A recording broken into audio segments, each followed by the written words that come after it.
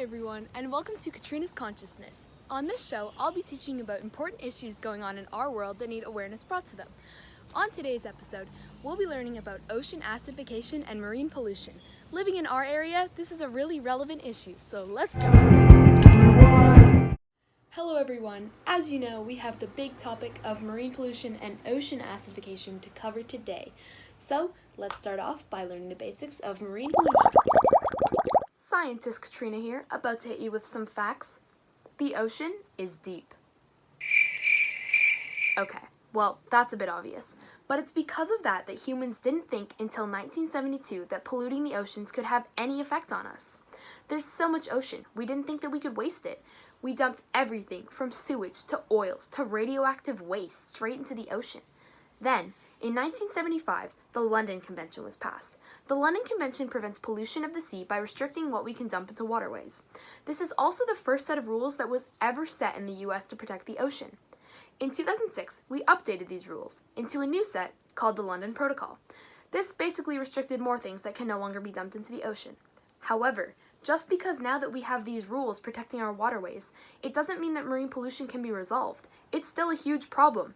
Not only does marine pollution come by dumping, but many other, shall we say, flavors. Hello, what will you lovely folks be having tonight? Oh yes, well I think tonight the chef's choice would be very suitable. What's that for the day? Great choice. I believe tonight it is chemical pollution with a side of an oil spill. Yeah, not that type of flavor. I'm talking about noise pollution, light pollution, chemical pollution, and plastic pollution. All of these have extreme effects on the ocean, and humans are the ones to blame. Although noise pollution and light pollution are extremely important to recognize, they impact more so the wildlife of the ocean. Today, we're going to be focusing primarily on chemical and plastic pollution.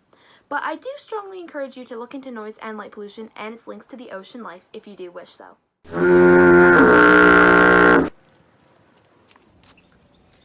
Every year, billions of pounds of trash are deposited into our waterways.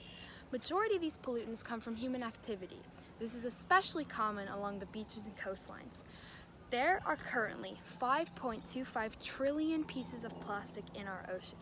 Roughly 269,000 of that rests on the surface, but undersea, there are 4 billion microplastics per square kilometer of ocean. Scientists are not extremely surprised by this number because 33% of plastics are used once and then discarded. As you just saw me find a straw on the shoreline, litter is just the beginning of the problem. It is estimated that 1 to 2.5 million tons of plastic are entering the ocean through rivers alone every year. Now, a measly straw doesn't look like much, but it all accumulates over time. About half of the million tons of plastic floats on the surface of the water, and this is how we get left with these giant patches, just like this.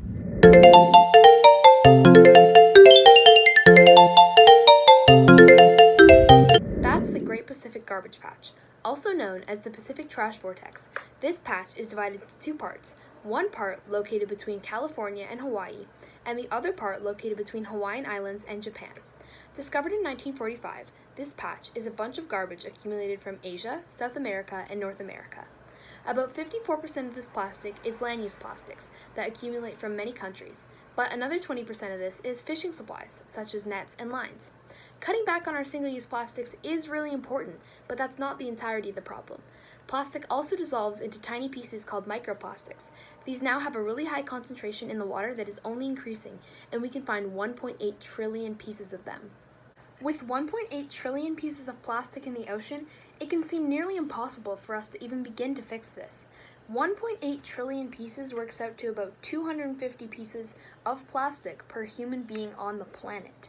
Some simple ways that we can start to eliminate these single-use plastics is by ditching a plastic bag at the grocery store and using a cloth one. We can use reusable water bottles so that we can eventually stop needing the plastic ones. It's the simple habits that we need to fix, so even opting to get your ice cream in a cone rather than a styrofoam cup can contribute. Dirtying our oceans, life in plastic is really not fantastic, and it starts right now that we need to make up for it. Life in plastic, it's fantastic.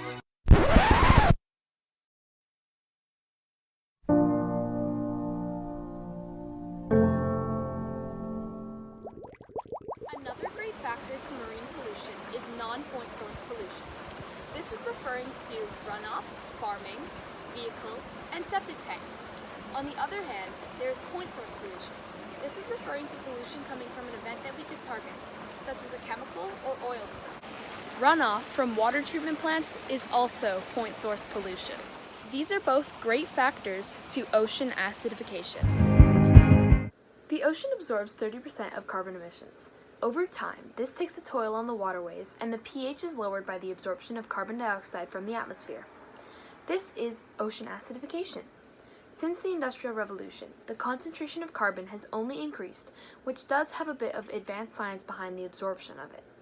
Carbon dioxide causes a chemical reaction that increases the number of hydrogen ions in water, which then increases the acidity of water. Without the proper pH level in the water, calcifying organisms like coral, oysters, clams, plankton, and urchins can't thrive. This can go on to mess up entire marine ecosystems. Now that we know what ocean acidification is, we can delve into some numbers. This is the pH scale. The pH scale is used to measure how basic or acidic a substance is using the numbers 1 through 14. Acidic things are low on the scale. This would include vinegar, lemons, even battery acid. On the basic side, with high pH numbers, is the opposite, things like baking soda. Right in the middle of that is where we want our water to stay. Neutral pH is number 7, and the optimal pH of a river is 7.4. Globally, the average ocean pH is 8.1, which is more on the basic side. Lakes and rivers will range from 5 to 9, but with these numbers we can learn a lot about the terrain through the pH levels. Now that we've learned a lot about marine pollution and ocean acidification, it's time for the fun part. We're going to be performing our experiment of the day. So the next step for us is we're going to be going to a local store and picking up a pH water testing kit. So let's go.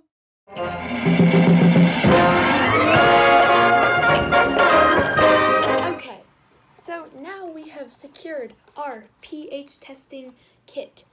It's not quite the paper strips that I anticipated it to be, but rather it is vials that water is poured into, and using this special chemical, it can tell us the pH of the water, which ranges from low to high, which we've learned about our water sources. So I'm going to be going down to the Grand River and collecting some water so that we can perform this test right here at home. So I'm currently biking so that we can get our water sample for our pH test, and I'm on my bike. And as we know, carbon emissions are another source of ocean acidification as they are absorbed into the water. Although it can seem difficult for us to reduce our carbon footprint, an easy way for us as kids to contribute is by riding our bikes short distances. If you do choose to ride your bike, make sure to be careful on the streets and wear a helmet.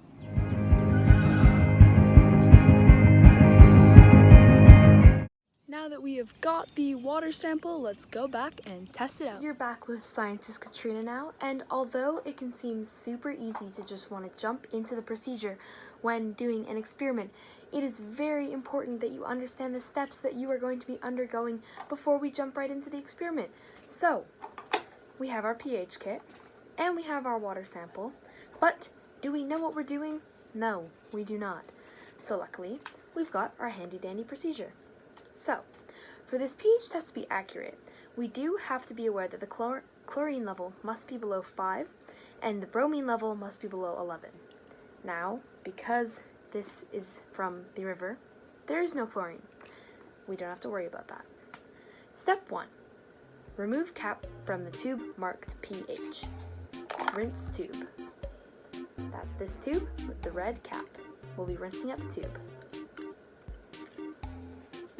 Step 2. Fill pH tube with water from 18 inches below the pool or spa surface.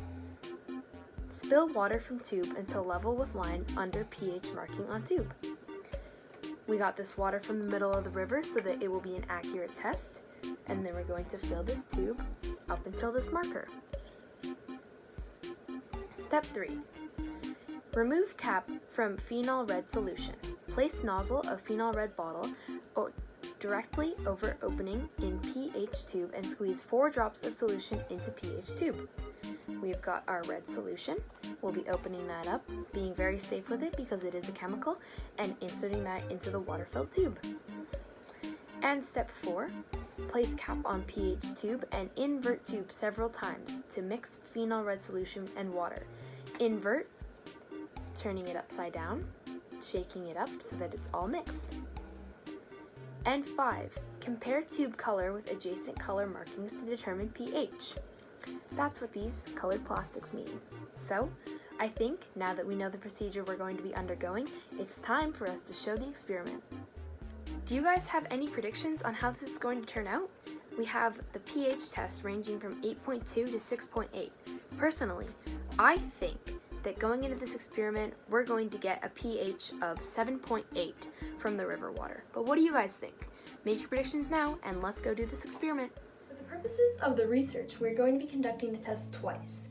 The first test is going to be with just straight tap water.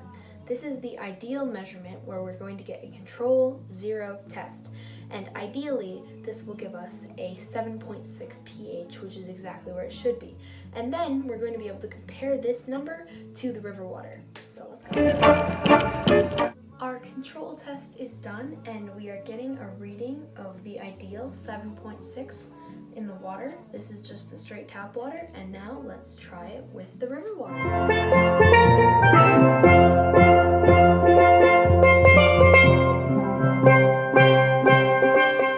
Scientist Katrina here, and we have just executed our test. It looks like we are getting a reading of 8.2 on the pH scale when we look at that and compare the colors. It's a little higher than I predicted, but it goes to show that our water is very basic in the Grand River.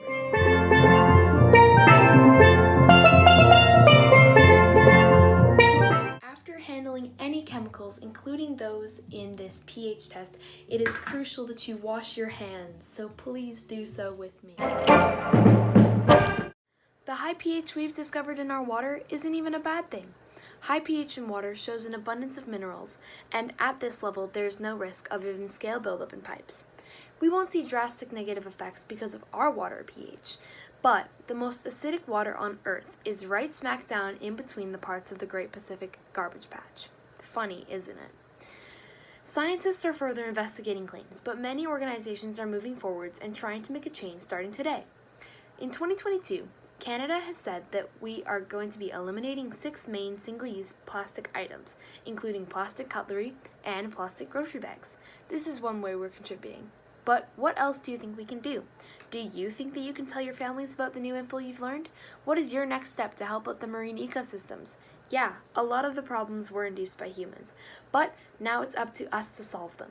Thank you for watching Katrina's Consciousness, and now it's your turn to take the next step. See you guys later.